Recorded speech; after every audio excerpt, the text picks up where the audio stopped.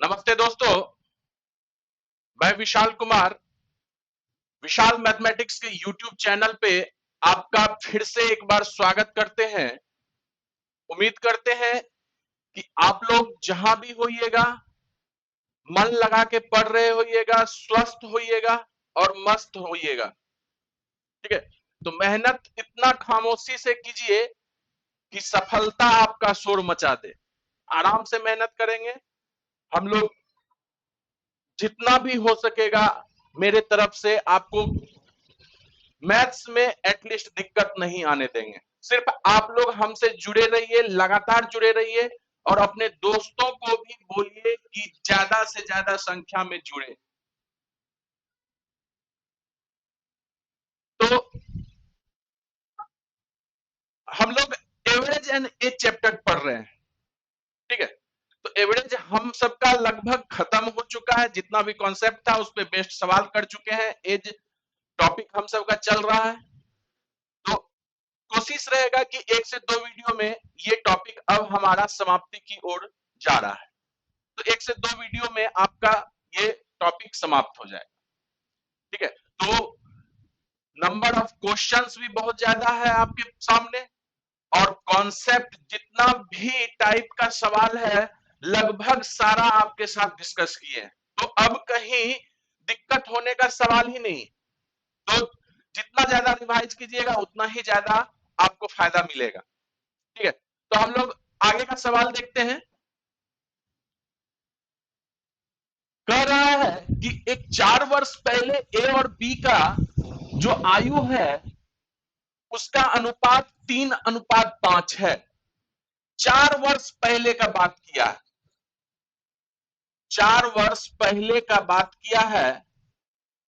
ए और बी के आयु का अनुपात जो है वह 3 और 5 है। ठीक है, और 4 वर्ष के बाद, 4 वर्ष का बाद कहां से आएगा? वर्तमान से 4 वर्ष के बाद आएगा। तो वर्तमान से ये 4 वर्ष पहले था, 4 वर्ष पहले था तो वहां से वर्तमान आएंगे। अब फिर 4 वर्ष के बाद उसका आयु का जब अनुपात देखे तो 5:7 में था अनुपात। तो 4 वर्ष के बाद जो ये अनुपात है यह आपका अनुपात है 5:7। तो कह रहा है कि दोनों का वर्तमान आयु ज्ञात कीजिए। वर्तमान आयु बोला है ज्ञात करने के लिए। तो हमारा कॉन्सेप्ट क्या था? एज में एकमात्र इंपॉर्टेंट कॉन्सेप्ट है। सारा एज का सवाल जो है हम लोग उसी कॉन्सेप्ट पे कर रहे हैं।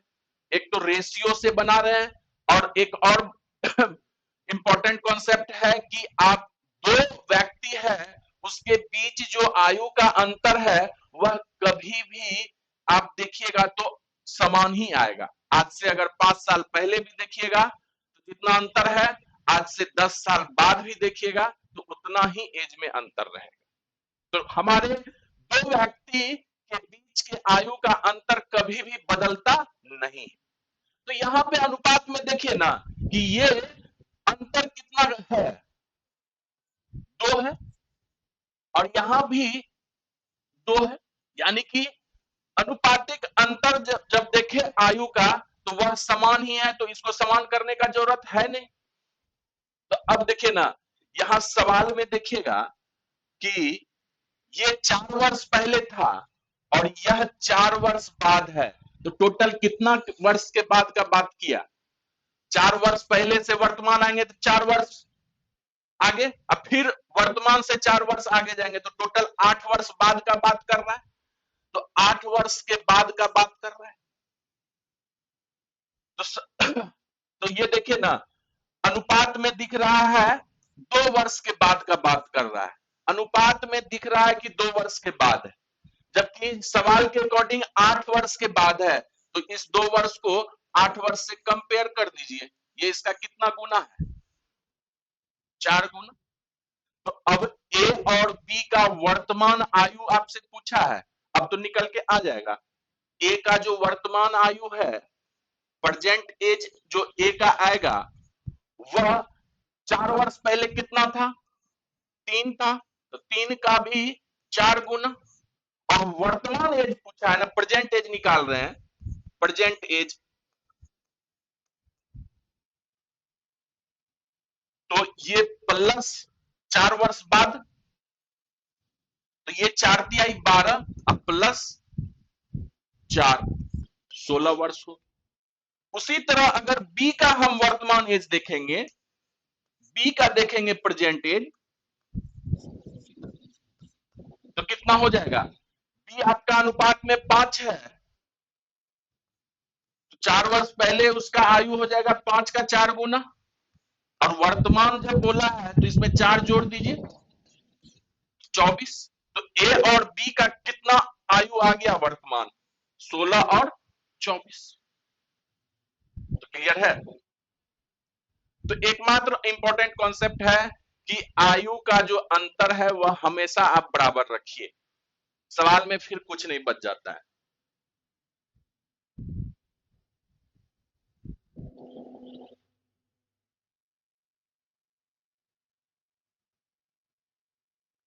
चलिए अगला सवाल कहता है कि 10 सदस्य का एक परिवार है, उसका औसत जो है वह 20 वर्ष है। 10 सदस्य का एक परिवार है जिसका टोटल औसत आयु जो है वह 20 वर्ष है। यदि सबसे छोटे सदस्य की आयु 10 वर्ष है, उस परिवार में अगर सबसे छोटा कोई सदस्य है तो उसका आयु है 10 वर्ष। तो छोटे सदस्य के जन्म होने से पहले परिवार की औसत आयु क्या थी, यह आपसे पूछा है। जन्म होने से पहले बोला है, तो अगर अभी सबसे छोटा वाला का आयु 10 वर्ष है, तो 10 वर्ष पहले अगर चले जाएं, तो 10 वर्ष पहले तो वह बच्चा नहीं रहा होगा, क्योंकि उस समय उसका जन्म नहीं हुआ होगा। तो अभी 10 सदस्य था, उसके जन्म से पूर्व 9 ही सदस्य रहा होगा ना। तो अभी अगर टोटल 10 सदस्य का आयु 20 वर्ष है, तो टोटल 10 सदस्य का आयु कितना हो जाएगा, औसत आयु अगर 20 वर्ष है तो 10 सदस्य का कुल आयु कितना हो जाएगा, 10 गुना 20। अब डायरेक्ट देखिएगा, परिवार जन्म होने से पहले परिवार का औसत आयु निकालेंगे, तो यानी कि जन्म होने से पहले परिवार में कितना सदस्य था, 9 सदस्य था। अब 9 सदस्य का अगर टोटल आयु निकल जाएगा और उसमें 9 से भाग दे देंगे तो 9 सदस्य का औसत आयु निकल के आ जाएगा कि नहीं। तो 9 सदस्य का आयु, टोटल आयु कैसे निकालेंगे, अभी 10 सदस्य का औसत आयु 20 है, तो 10 सदस्य का अभी वर्तमान में कुल आयु कितना हो जाएगा, 10 गुना 20। अब बच्चा जो है सबसे छोटा सदस्य वो 10 वर्ष का है, तो 10 वर्ष का है तो उसके जन्म के समय जाएंगे, यानी कि जन्म से पूर्व जाएंगे, तो 10 साल पहले जाना पड़ेगा। तो 10 साल पहले जब जाएंगे तो कितना, हर एक का सदस्य का जो एज है 10 साल कम हो जाएगा। पहला सदस्य जो है वह भी 10 साल छोटा हो जाएगा, दूसरा सदस्य जो है वह भी 10 साल छोटा हो जाएगा, इस तरह से 10 जो है वह 10 साल छोटा हो जाएगा। तो घट जाएगा कितना, 10 साल पहले जो है सभी सदस्य का आयु कितना हो जाएगा, 10 हो जाएगा। अब जो जन्म, तो अब बच्चा नहीं लिया, 10 साल पहले बच्चा नहीं लिया था जन्म, तो अब 9 ही सदस्य है, तो एवरेज में कुल योग में कुल आयु में आप 9 से भागा दे दीजिए सदस्य की संख्या से, तो एवरेज आयु निकल के आ जाएगा कि नहीं, यानी कि जन्म के समय, जन्म से पूर्व सदस्य कितना था, 9 था। तो ये कितना हो गया, 200 माइनस 100, 100, अब बट्टे में 9, तो ये देखिए ना कितना आ गया, 11.1/9 वर्ष इसका औसत आयु था, जन्म से पूर्व पूरे परिवार। क्लियर है।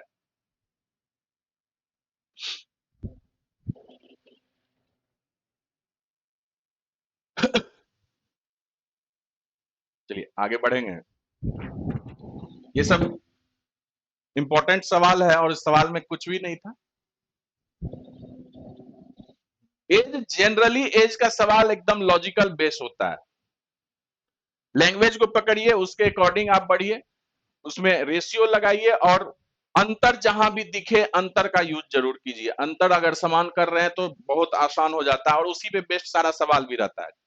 लगभग लगभग सारा सवाल जो है उसी पे बेस्ड है। 5 वर्ष पहले एक पिता और पुत्र के आयु का जो अनुपात है वह 13:7 है। 5 वर्ष पहले का बात बोला है।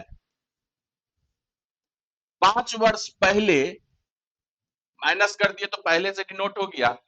पिता को एफ से, फादर एफ से डिनोट किए और सन को एस से डिनोट किए। पिता और पुत्र का अनुपात 13:7 दिया हुआ है। ठीक है। यदि पिता और पुत्र के आयु में 24 वर्ष का अंतर है, 24 वर्ष का अंतर है पिता और पुत्र के आयु में, तो उसके वर्तमान आयु का अनुपात क्या होगा, यह आपसे पूछा। तो बहुत आसान सवाल है। जब आपका अंतर 24 वर्ष दिया है तो यहां पे अनुपात में अंतर क्या दिख रहा है, 13 में से 7 गया 6, अंतर आपका 24 है, तो ये इसका कितना गुना, 4 गुना। तो फादर का भी एज 4 गुना होगा, 52, और पुत्र का भी एज जो है वह अपने अनुपातिक एज से 4 गुना होगा, वह 28 हो जाएगा। कहता है कि उसके वर्तमान आयु का अनुपात ज्ञात कीजिए। ये 5 वर्ष पहले का बात है।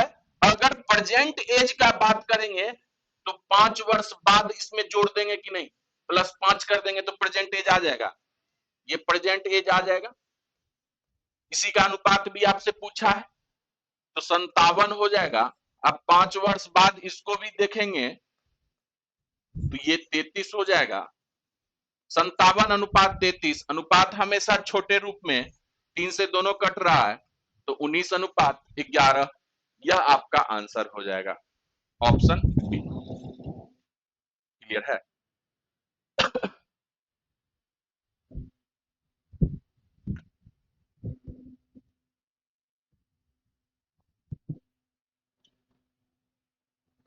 चलिए अगला सवाल देखेंगे। कहता है अगर सी की आयु, सी का सिर्फ बात किया है, ए बी और सी के औसत आयु का 2 गुना है। सी का जो आयु है ए बी सी के औसत आयु का 2 गुना है। कहता है ए की आयु ए बी और सी के औसत आयु का आधा है। दो दो कंडीशन दिया हुआ है। सी का आयु जो है ए बी सी के औसत आयु का 2 गुना है, और ए की आयु जो है ए बी सी के औसत आयु का आधा है। अगर बी का वर्तमान आयु जो है वह 5 वर्ष है, तो ए बी सी का औसत आयु क्या होगा, यह आपसे पूछा है। तो ए बी सी का औसत आयु कैसे निकालेंगे, ए बी सी का अगर टोटल आयु हमको निकल के आ जाएगा तो हम उसमें 3 से भाग दे देंगे तो औसत आयु आ जाएगा। तो अकॉर्डिंग टू द क्वेश्चन आप चलिए ना, कि औसत आयु से 2 गुना है आपका सी का आयु, तो सी का जो आयु है औसत आयु से 2 गुना है, तो ए प्लस बी प्लस सी, इसका औसत आयु क्या हो जाएगा, 3, और इसका 2 गुना है सी, यानी कि यह 2C हो जाएगा। इसको 2 गुना कर दिए तो यहां से देखिएगा क्या आ गया आपका, ए प्लस बी प्लस सी बराबर 6C आ गया। क्लियर है।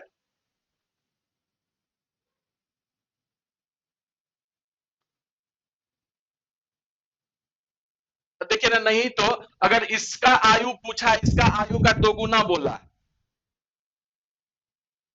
एक मिनट, अगर इसको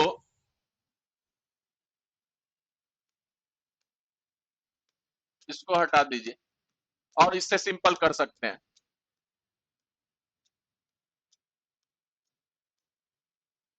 कि अगर ए बी सी का एवरेज आयु जो है अगर x वर्ष है,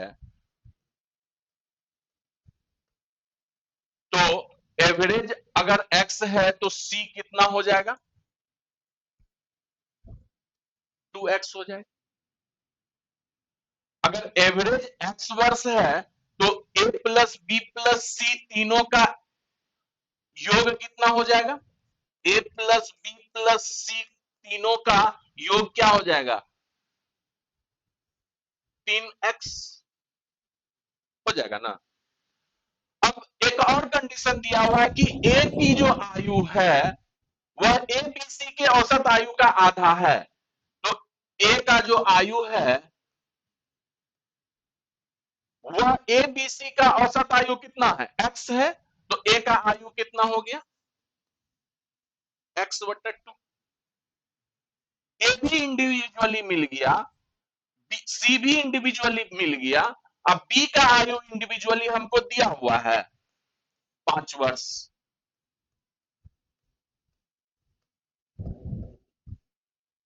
तो अगर हम यहां से तीनों का वैल्यू पुट कर दें, a प्लस बी प्लस सी तीनों का योग जो आयु का आया है वह 3x, तो हमारा x का वैल्यू निकल के आ जाएगा कि नहीं? तो x का ही तो वैल्यू निकालना है, औसत आयु। तो a का मान हम रख दिए x/2 प्लस b का मान 5 और c है आपका 2x बराबर, तीनों का योग कितने के बराबर है? 3x के बराबर। इसको सिंप्लीफाई कीजिएगा, यह आपका आ जाएगा, देखिएगा इधर लेके जाइएगा 2x घट जाएगा, 2x 3x में से 2x गया तो x बच गया, और इधर x माइनस x/2 कीजिएगा तो आधा ही ना बचेगा x का, तो x/2, इधर तो 5 है, तो तीनों का औसत आयु क्या आ गया?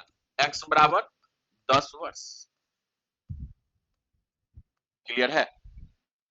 औसत आयु जो है तीनों का वह 10 वर्ष है।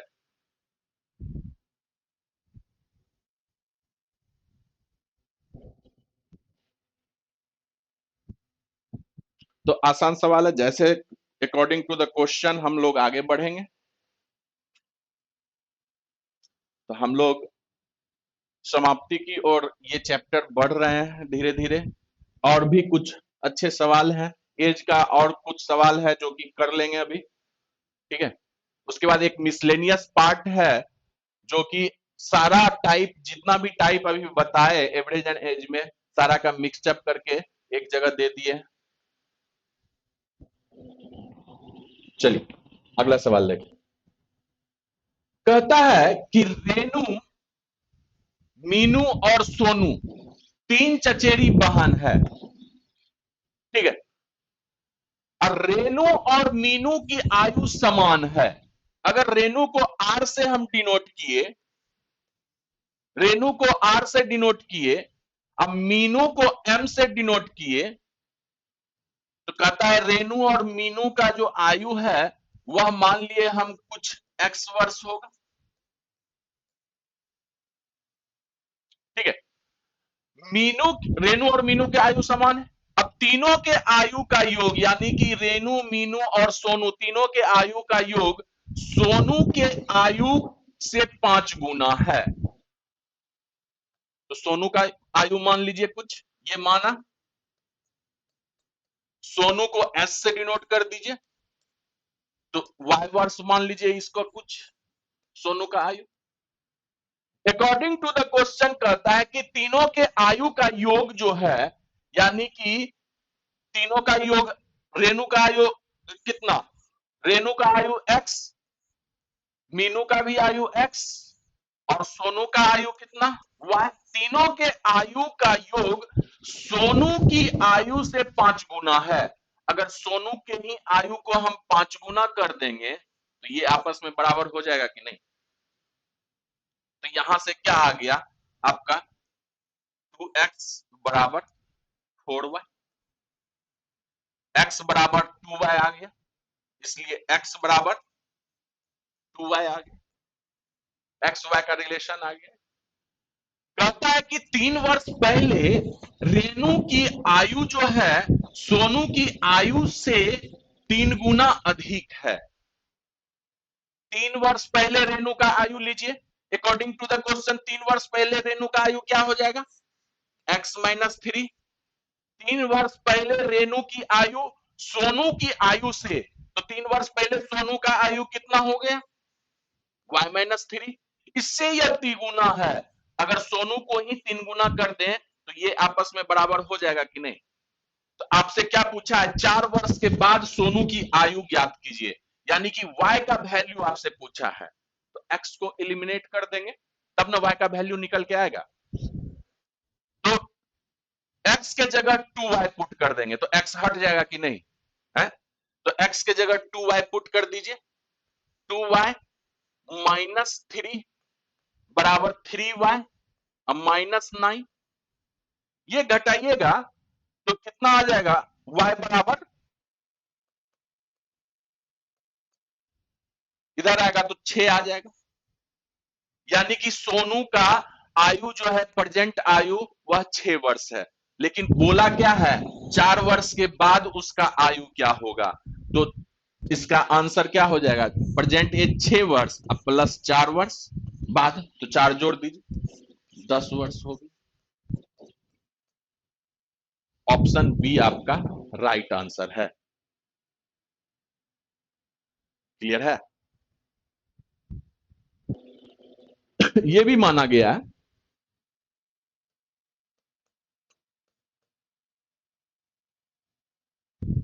तो एकदम लैंग्वेज के अकॉर्डिंग हम लोग आगे बढ़ेंगे, सिर्फ लैंग्वेज बेस्ड ये सब सवाल है, इसमें और कोई रॉकेट साइंस है नहीं। चलिए अगला सवाल देखते। ये देखिए एक बहुत अच्छा सवाल है कि एक पिता ने अपने पुत्र से कहा कि तुम्हारे जन्म के समय मेरी उम्र तुम्हारे वर्तमान उम्र से 5 वर्ष अधिक था। पिता एक अपने पुत्र को बोला कि पुत्र तुम्हारा जो अभी वर्तमान आयु है, तुम्हारा जो अभी वर्तमान आयु है उससे 5 वर्ष अधिक मेरी आयु थी तुम्हारे जन्म के समय। तो अगर मान लीजिए पुत्र का जो वर्तमान आयु है, पुत्र का जो प्रेजेंट एज है x वर्ष है, तो पुत्र के जन्म के समय पिता का आयु कितना हो जाएगा? पिता का जो आयु है पुत्र के जन्म के समय, पुत्र के जन्म के समय कितना हो जाएगा? 5 वर्ष बोला क्या? अधिक था।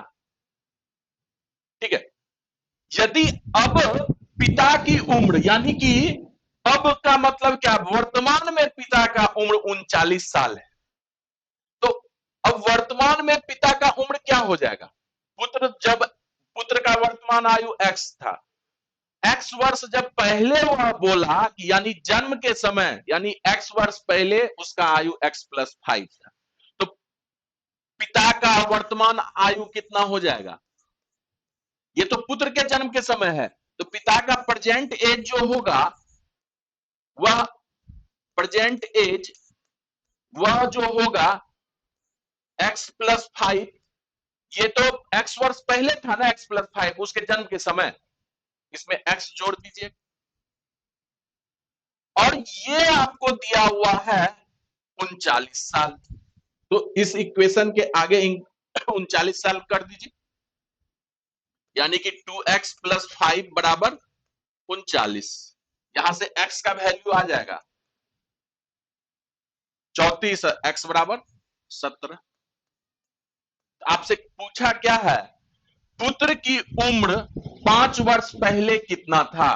तो पुत्र का प्रेजेंट आयु हम माने थे x वर्ष, यानी कि प्रेजेंट आयु आपका आ गया 17। तो 5 वर्ष पहले कितना आयु रहा होगा पुत्र का, 17 माइनस 5 यानी कि 12 वर्ष रहेगा 5 वर्ष पहले। Option C. तो ये अच्छा सवाल था, लेकिन ये भी सिर्फ आपको लैंग्वेज में उलझाया था। क्लियर है।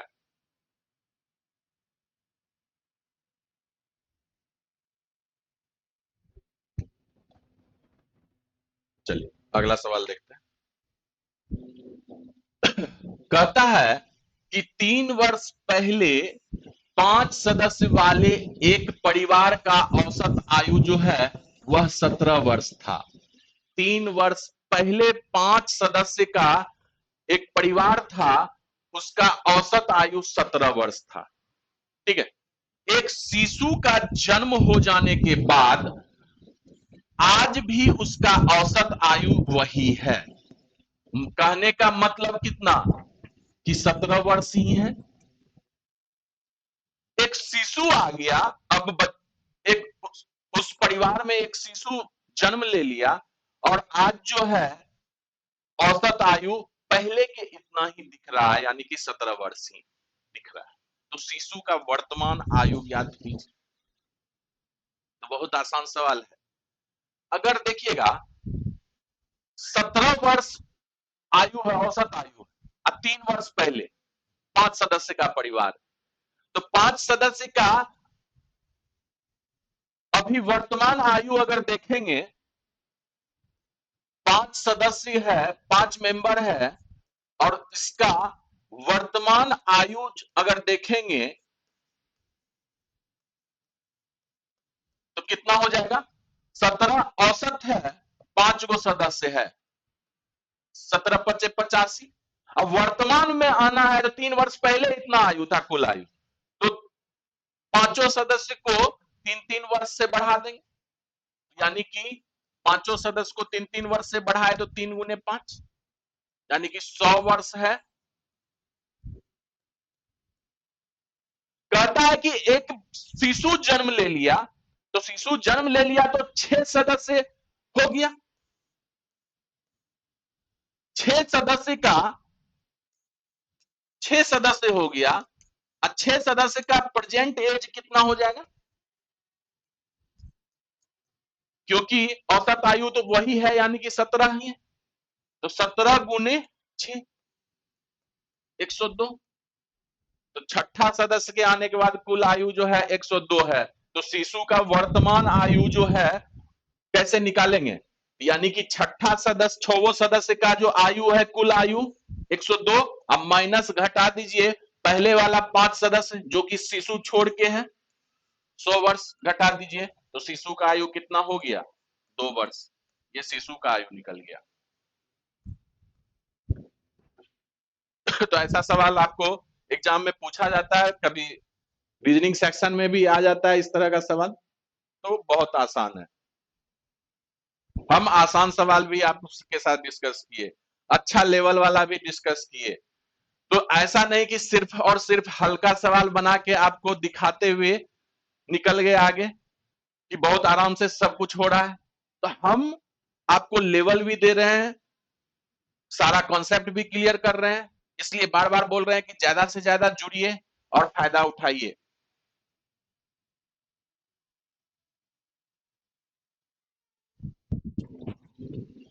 चलिए आगे का सवाल देखिए। कहता है कि 10 वर्ष पहले 5 सदस्य वाले एक परिवार का औसत उम्र जो है वह 26 वर्ष। 10 वर्ष पहले 5 सदस्य वाला एक परिवार, उसका औसत आयु जो है वह 26। तो अगर कहता है कि वर्तमान में उस परिवार में इस बार 2 बच्चा आ गया, 7 सदस्य हो गया, जिसके कारण से पहले 5 सदस्य था, 2 बच्चा और आ गया तो 7 सदस्य हो गया। यदि वर्तमान में उस परिवार का औसत आयु 1 वर्ष से बढ़ जाए, तो पहले औसत उम्र कितना था, 26 था। अब कितना हो गया? 2 बच्चे आगे आने के बाद 1 से बढ़ गया, यानी कि 27 हो गया। तो बड़े बच्चे का आयु क्या है यदि वह छोटे बच्चे से 5 वर्ष बड़ा है? तो पहले तो सबसे मेरा एम क्या होना चाहिए कि दोनों बच्चे का कुल आयु क्या होगा? दोनों बच्चे का आयु,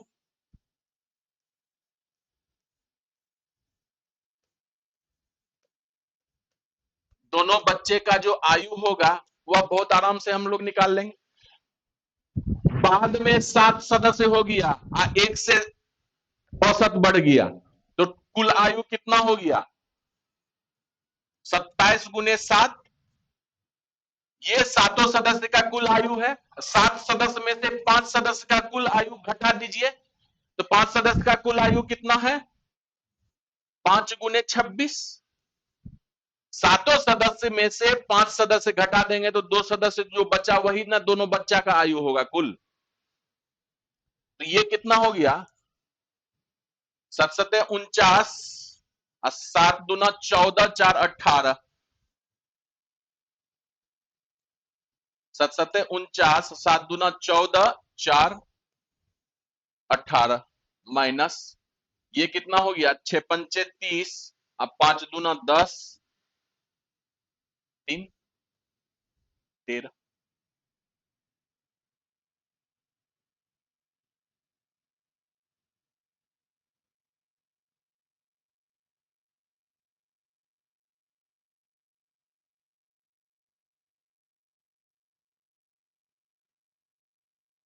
तो ये कितना हो गया?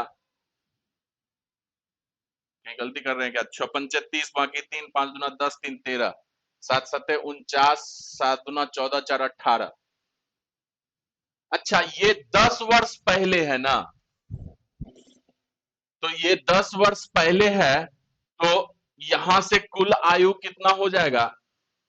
10 वर्ष पहले है, तो वर्तमान आयु कितना हो जाएगा? सॉरी,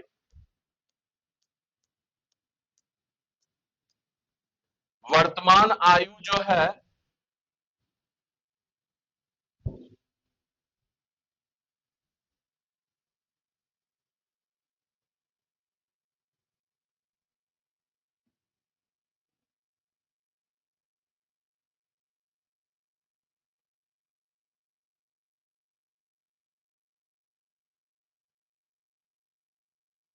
देखिएगा, ये टोटल जो है हो गया, वर्तमान में सातों सदस्य का टोटल आयु कितना हो गया?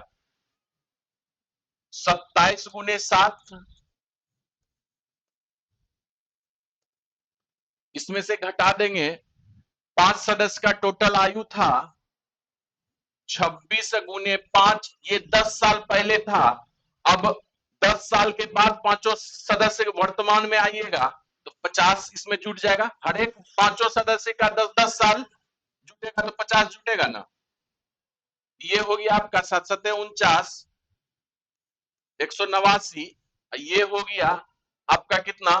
6 पंचे 30, 5 दूना 10, ये 180 हो गया।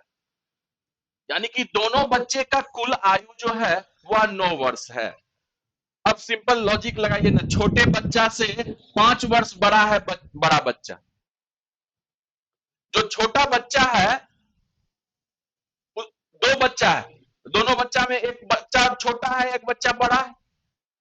तो एक छोटा है एक बड़ा है, यह मान लीजिए छोटा है और ये बड़ा है, इससे यह 5 वर्ष बड़ा है। तो अगर इसको 7 कर दें या इसको 2 कर दें तो दोनों का योग 9 भी हो गया, इससे 5 वर्ष बड़ा भी होगी। तो आपसे क्या बोला है कि बड़े बच्चे का आयु क्या है, यह पूछा है। तो बड़ा बच्चा का आयु कितना हो गया? 7 वर्ष। तो यहां सिर्फ हम 10 वर्ष पहले वाला मेंशन नहीं किए थे, ये 50 वर्ष, इसलिए गलत हो गए थे।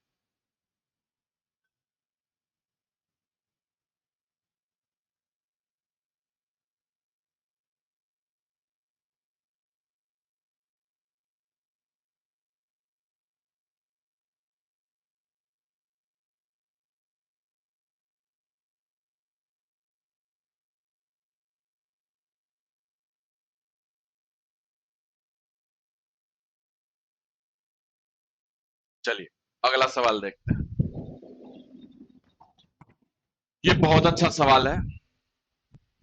कहता है कि पुत्र के विवाह के समय माता, पिता तथा पुत्र, पुत्र का जब विवाह हो रहा था तो परिवार में कौन कौन है?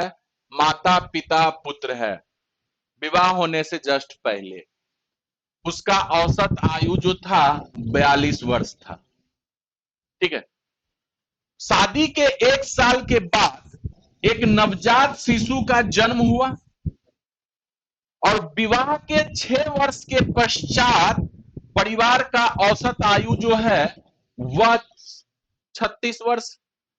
विवाह के 6 वर्ष के पश्चात, जिस दिन विवाह हुआ उसके 6 वर्ष के बाद कुल आयु, औसत आयु जो है परिवार का वह 36 वर्ष हो गया। अब देखिए, विवाह के 1 वर्ष के बाद जो है एक नवजात शिशु आ गया, तो एक बच्चा बढ़ गया, और बच्चा बढ़ गया, एक सदस्य वो हो गया। जैसे ही विवाह हुआ तो पुत्र के साथ उसकी दुल्हन हो गई। तो पहले परिवार में सिर्फ माता, पिता, पुत्र था, और जैसे ही शादी हुआ तो एक दुल्हन बढ़ गई उस सदस्य, परिवार के सदस्य में। अब फिर 1 साल के बाद नवजात शिशु आ गया।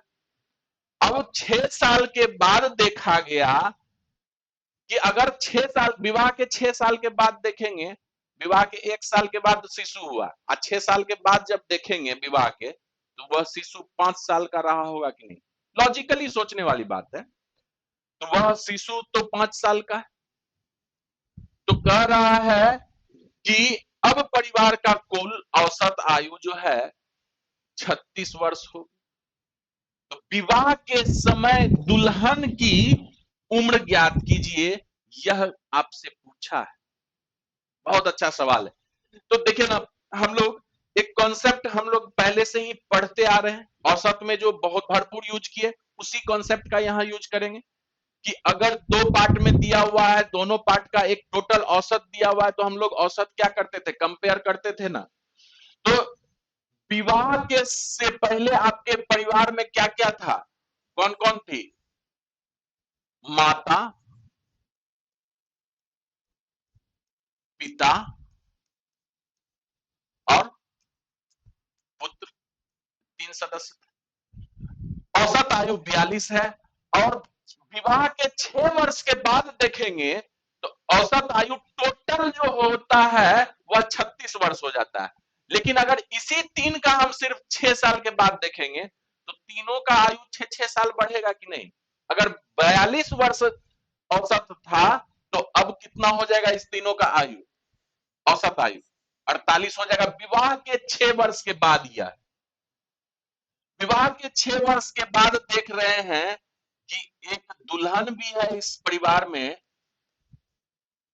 और एक बच्चा भी है, शिशु भी है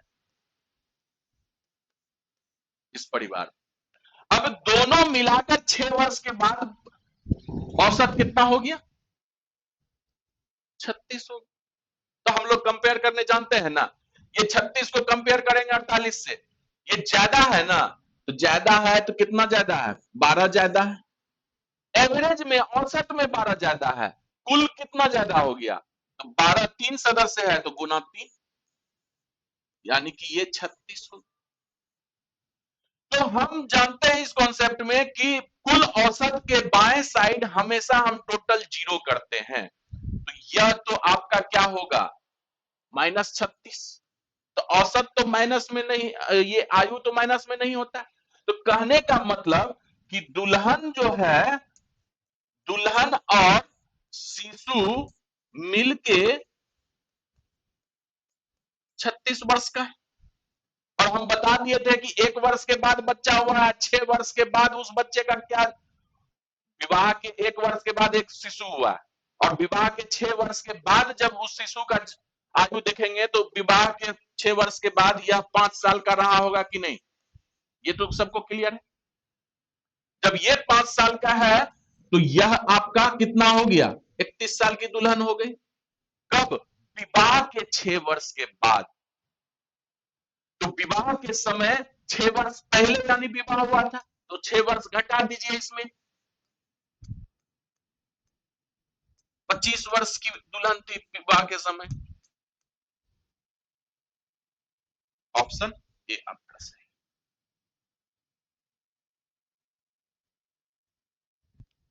क्लियर है?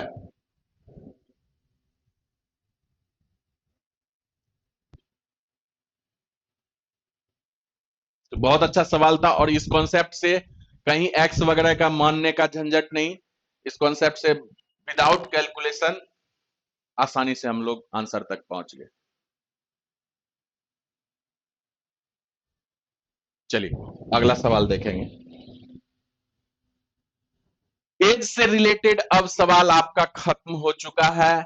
एवरेज में भी जितने टाइप का सवाल हो सकता था वह भी खत्म हो चुका है। अब एवरेज और एज मिलाकर एक मिसलेनियस बनाए हैं, वो मिसलेनियस सेक्शन है, इसमें अच्छे अच्छे लेवल का सवाल है और दोनों का मिक्सअप है।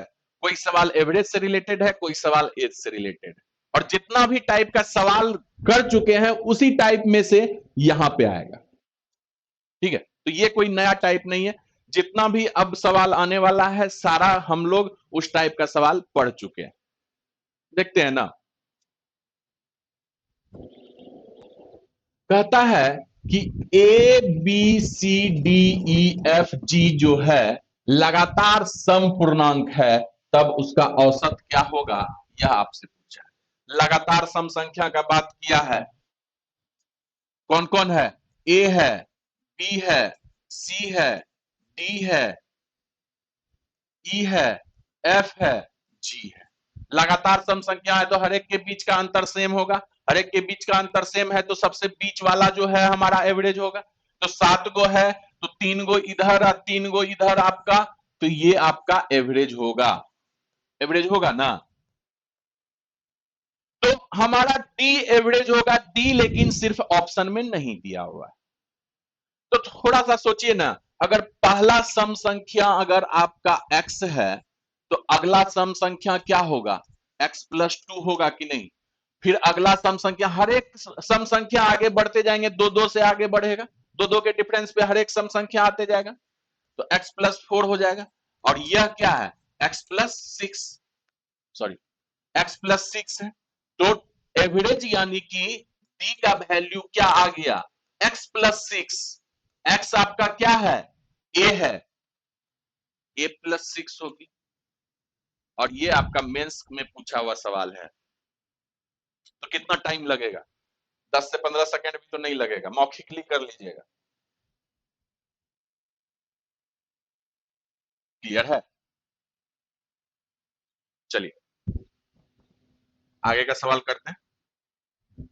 अब कहता है कि यदि ए बी सी डी ई 5 लगातार विषम संख्या है, लगातार विषम संख्या बोला है, 5 गो है, ए बी सी डी ई, 5 गो विषम संख्या है, तो दो इधर दो इधर, बीच वाला एवरेज होगा ना? यह एवरेज होगा। हाँ? विषम संख्या बोला है, फिर से वही बात है। तो हमारा एवरेज जो है सी है, लेकिन सी इसमें नहीं दिया हुआ है, तो निकालिए ना। कोई विषम संख्या अगर x है तो अगला विषम क्या आएगा? x+2 आएगा। अगला विषम क्या आएगा?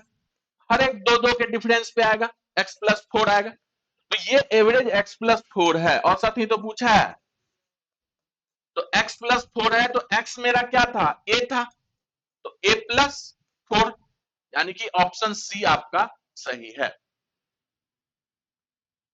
क्लियर है?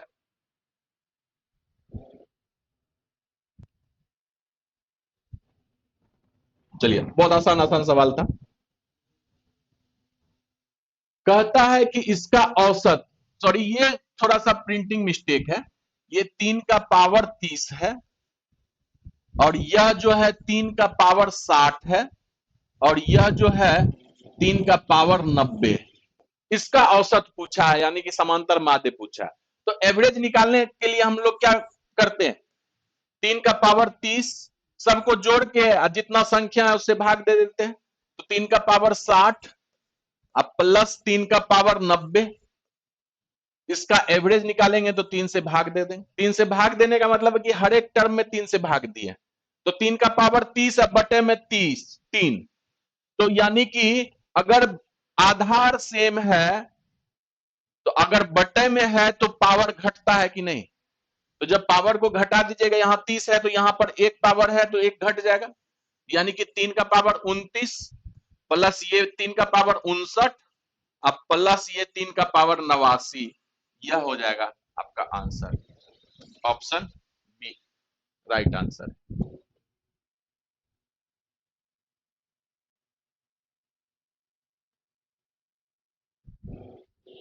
अब कह रहा है अगला सवाल कि यदि x तथा 1/x, x यहां पे 0 के बराबर नहीं है, अगर 0 हो जाता तो ये तो इंफिनाइट हो जाता, ठीक है, का औसत m है, ये औसत m दिया हुआ है, तो according to the question x और 1/x का औसत यानी कि दोनों के योग अब बटे में 2, ये आपको दिया हुआ है m, यानी कि यहां से आप देखिएगा तो x प्लस 1/x आपका निकल के आ गया, क्रॉस मल्टीप्लीकेशन कर दीजिएगा तो 2m आ गई। आपसे क्या पूछा है? इसका औसत पूछा है, तो औसत कैसे निकलेगा? यानी कि x square plus 1/x square, इसका औसत पूछा है यानी कि बट्टे में 2, यानी ए स्क्वायर प्लस ये 1/a स्क्वायर, तो इसको लिख सकते हैं x प्लस 1/x का होल स्क्वायर माइनस 2ab, तो ab है x, अब b a x है, b 1/x है, तो 2ab करेंगे तो a गुना b करेंगे तो x x कट जाएगा तो 1 ही हो जाएगा, तो यानी कि ये 2 आ गया। ऐसा इसलिए किया कि क्योंकि हम x प्लस 1/x का वैल्यू यूज करेंगे, ठीक है, ये बटे में 2, तो x प्लस 1/x आपका कितना है? यह आपका 2m है, 2m का स्क्वायर कीजिएगा तो 4m स्क्वायर, अब माइनस 2 अब बटे में 2, तो 2 से भाग दीजिएगा तो ये कितना हो जाएगा 2m स्क्वायर, और 2 से 2 में भाग दीजिएगा तो -1, 2m स्क्वायर -1 आपका राइट आंसर है, यानी सी। क्लियर है? तो ये छोटा छोटा सवाल है, मिसलेनियस पार्ट में दिए हैं, और ये सारा सवाल आपको आया हुआ है कहीं ना कहीं, हर एक एग्जाम में, एसएससी हो या बैंक हो या रेलवे हो, कहीं ना कहीं से पूछा ही हुआ सवाल है।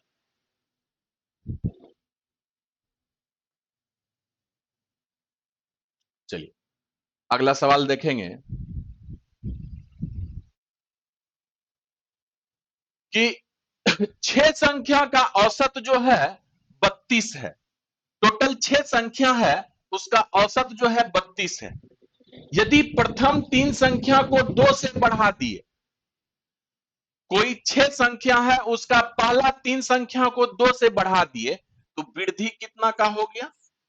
हर एक संख्या को 2 से बढ़ाए तो सिर्फ और सिर्फ अगर वृद्धि का बात करेंगे तो कितना हो गया?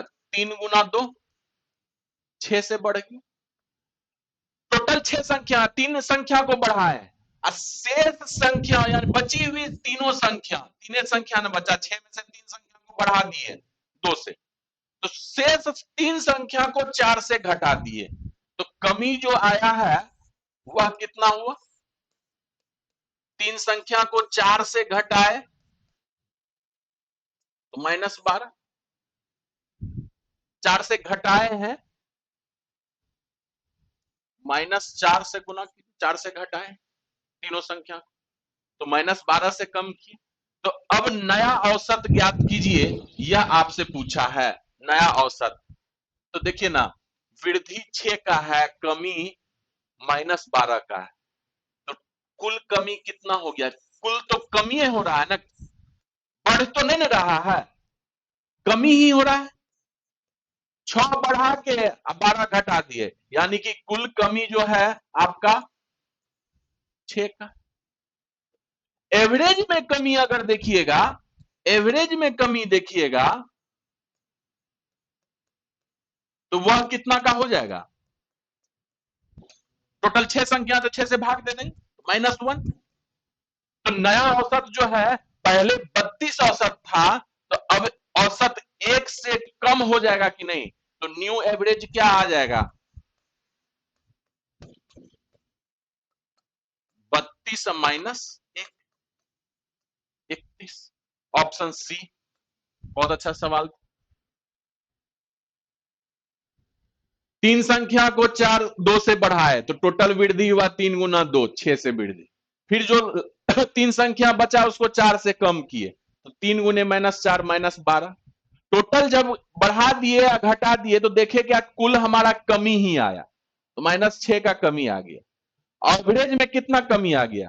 तो -6 कुल है और 6 संख्या है, तो 6 से भाग दे देंगे तो एवरेज में कमी दिख गया -1 का। तो यानी 32 पहले का औसत था तो उसमें एक घटा देंगे, अगर वृद्धि होता तो एक जोड़ देते। ठीक, चलिए अगला सवाल देखें। कहता है कि n संख्या है, टोटल n संख्या है, उसका औसत जो है 32 है। n टोटल संख्या है और उसका औसत जो है 32 है। यदि संख्याओं में 4 जोड़ा जाता है तथा कितने संख्या में 4 जोड़ा जाता है यह नहीं मालूम, तथा शेष संख्याओं में 6 घटाया जाता है, तब नया औसत क्या होगा? यह आपसे पूछा है। तो कितना संख्या में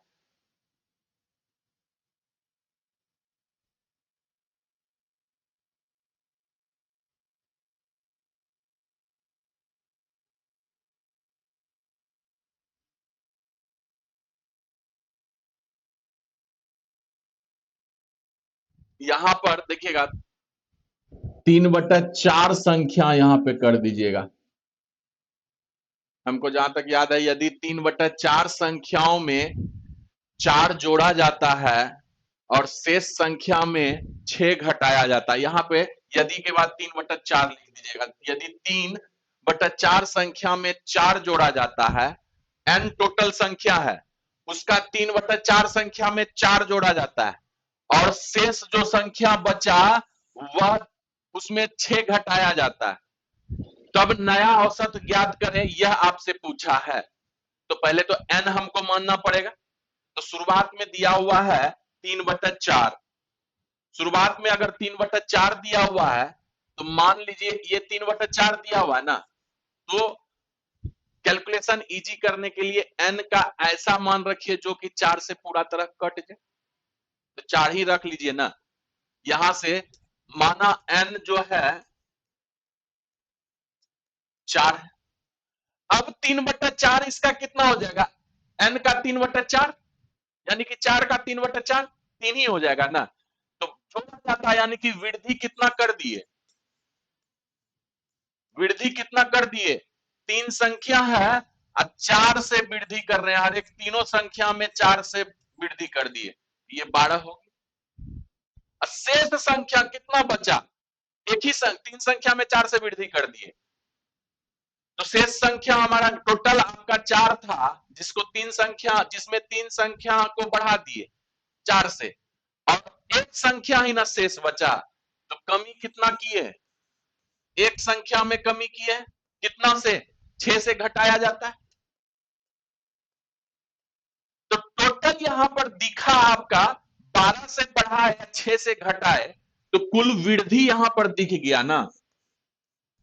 पिछले सवाल में कुल कमी था, इस सवाल में कुल वृद्धि दिख गया 12 - 6। तो एवरेज में वृद्धि कितना हो गया? एवरेज में वृद्धि कितना? 6। अब बटे में क्या को संख्या माने? 4 संख्या माने ना। 4 एकम 4, 2, 4 पंचे 20, 1.5 का वृद्धि है। तो यानी कि पुराना औसत जो आपका 32 है उससे 1.5 ज्यादा है, इसलिए नया औसत है न्यू एवरेज। पुराना औसत 32 था, उसमें 1.5 ज्यादा कर दिए, 33.5। ये आपका राइट आंसर। क्लियर है?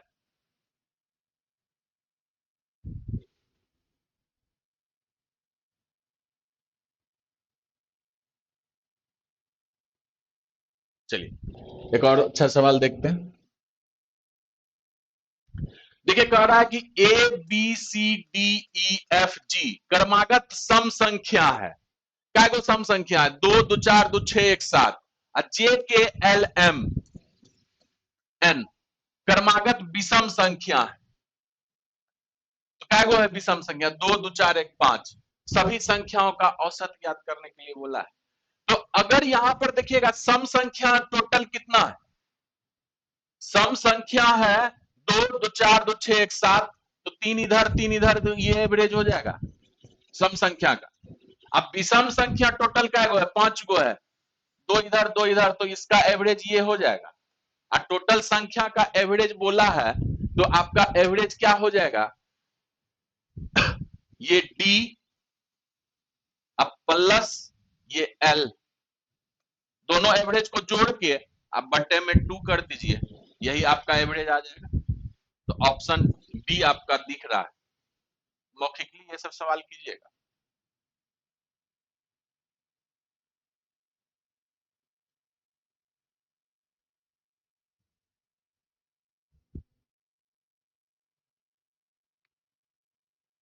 चलिए अगला सवाल देखते हैं। कहता है कि एक शो में दर्शक से पहले दिन पहला दिन प्रति व्यक्ति 15 रुपया, फिर जब दूसरा दिन प्रति व्यक्ति 7.5 रुपया और तीसरा दिन प्रति व्यक्ति 2.5 रुपया। पहला दिन एक शो चल रहा है दर्शक के लिए। पहला दिन एक व्यक्ति से 15 रुपया टिकट का दाम लिया जाता है। जब वही शो दूसरे दिन चलता है तो वह शो का टिकट हो जाता है 7.5 रुपया। फिर वही शो अगर तीसरे दिन चलता है तो वह 2.5 रुपया का टिकट बेचता है। ठीक है। तीनों दिन दर्शक की कुल उपस्थिति 2, 5, 13 के अनुपात में। तो पूरी 3 दिन में प्रति व्यक्ति औसत वसूली कितना है यह ज्ञात कीजिए। प्रति व्यक्ति औसत वसूली कैसे निकलेगा कि तीनों दिन में सारा व्यक्ति से वसूला गया धन, अब बर्थडे में टोटल कितना व्यक्ति है उससे भाग दे देंगे तो औसत व्यक्ति से वसूली कितना रुपया हुआ है यह निकल के आ जाएगा कि नहीं। तो सिंपल है, बहुत सिंपल है। पहला दिन 15 रुपया का टिकट और दर्शक का संख्या 2, तो टोटल वसूली कितना? 15 रुपया पर टिकट है। पहला दिन दर्शक आया 2 प्लस दूसरा दिन 7.5 रुपया टिकट का दाम,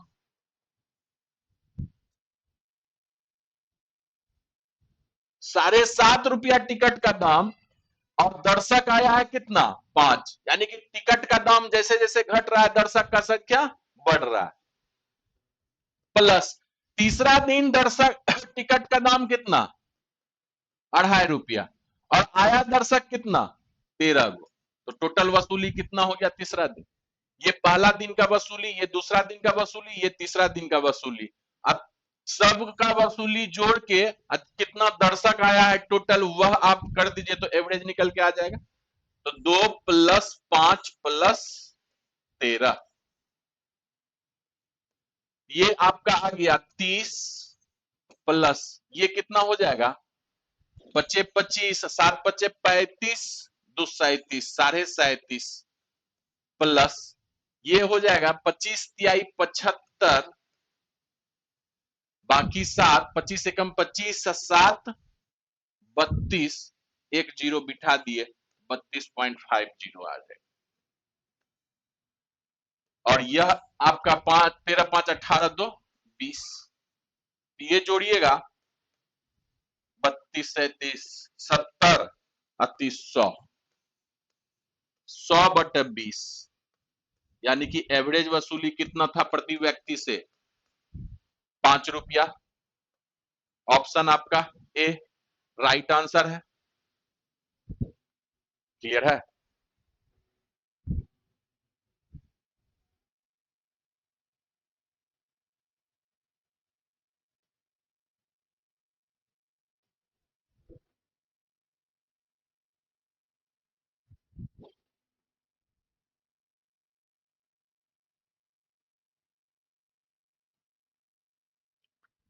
चलिए अगला सवाल देखेंगे।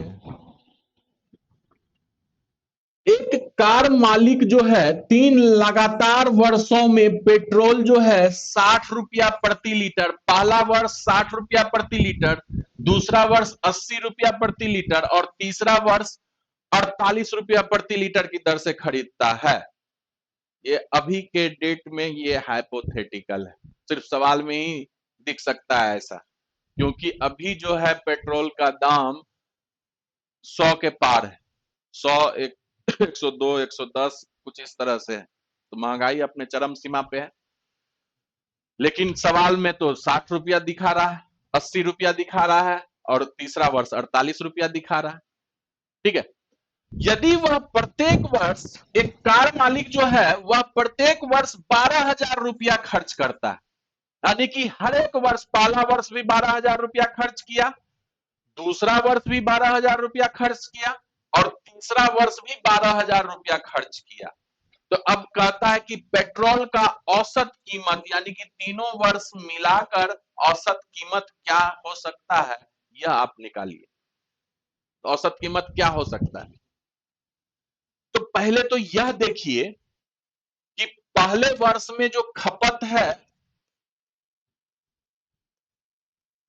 पेट्रोल का वह कितना है? हम 12,000 रुपया खर्च कर रहे हैं और कितना के रुपया प्रति लीटर के हिसाब से खरीदते थे पेट्रोल? 60 रुपया प्रति लीटर के हिसाब से खरीदते थे। तो ये हो गया 200 लीटर, यानी कि पहला वर्ष वह कार मालिक जो है खपत करता है। दूसरा वर्ष का जब खपत देखिएगा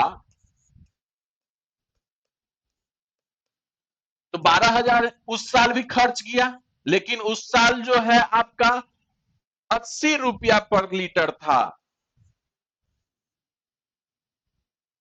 तो यह हो गया 8 एकम 8, 4, 8 पंचे 40, 150 लीटर खपत की। फिर तीसरा वर्ष का जब हम बात करेंगे खपत का, तो कितना खपत किया? 12,000 तीसरे वर्ष भी खर्च किया है वह। अब बटे में तीसरे वर्ष जो है बहुत घट के 48 रुपया आ गया। 8 पंचे 40,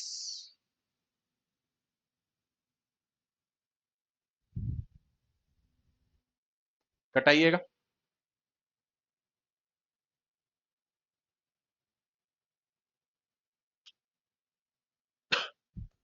₹250 लीटर आ जाएगा। तो अब कहता है कि औसत कीमत ज्ञात कीजिए। एवरेज कॉस्ट जब आप निकालिएगा, कैसे निकालिएगा? एवरेज कॉस्ट आप कैसे निकालिएगा कि टोटल खर्च आप, टोटल खर्च कितना किए तीनों साल में? 12,000 गुने 3, तीनों साल का खर्च, अब बटे में तीनों साल का खपत से भाग दे दीजिए। तो 200 अब प्लस 150 अब प्लस 250, ये कितना हो गया आपका? देखिए ना, यहां पे लिख देते हैं 36,000 बट्टे में 350, 400, 600, यानी कि 60 रुपया प्रति लीटर आपका औसत कीमत था पेट्रोल का तीनों साल के दौरान। ऑप्शन बी सही है।